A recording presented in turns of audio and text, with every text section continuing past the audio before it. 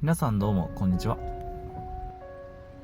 生まれた後の入院期間を経て、はるくんがついに我が家に。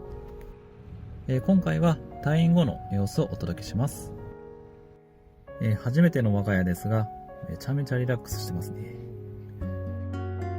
この隙にパパとママはお昼ご飯です。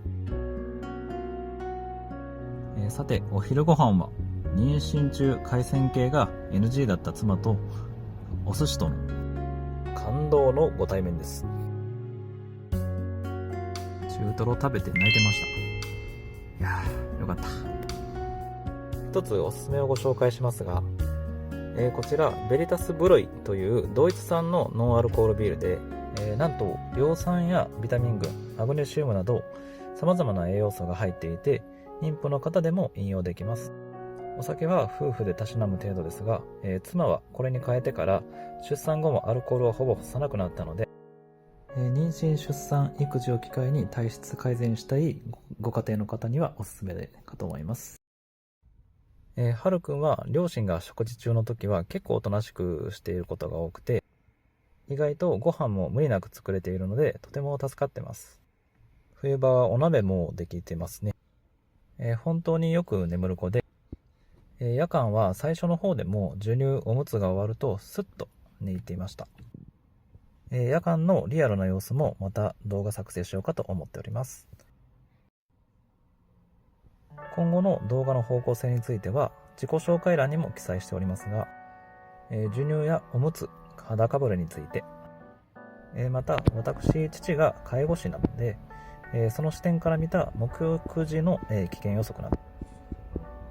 あと妻がネットで見つけてきたフランス式育児について、こちらは妊娠時から書籍も購入していたのですが、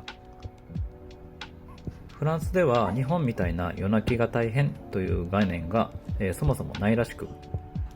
環境設定や子供が泣いた時の対応を工夫することでうまく順応できれば夜間もよく眠り、自律的に育つという手法で、特に夫婦がゆとりを持って過ごす時間や睡眠を確保できる面で共感できる部分があったので、可能な部分を取り入れています。例えばおむつ、授乳など以外のぐずり泣きの時にはすぐに構わず待つなど、多少忍耐が必要な部分や住環境によっては難しい場合もあります。それらも一つ一つの過程で視点や環境は千差万別なので、これから出産を控えている方などご視聴いただいた誰かにとって一つの参考になれば幸いです。買ってよかったお役立ちアイテムなどもご紹介しようかと考えていますが、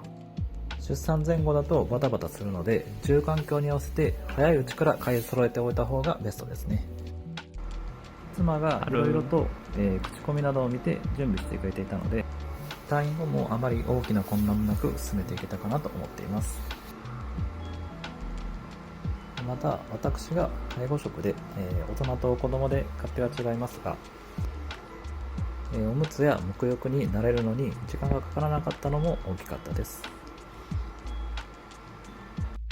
初めての子育てでも福祉や医療職のスキル、視点は結構役立つと感じました。結局ほぼ寝てる動画になってしまいました。ショート動画では泣いてる時の自己流のあやし方などをやっていこうかなと思っています。単純に癒されに来ていただいてもいいので、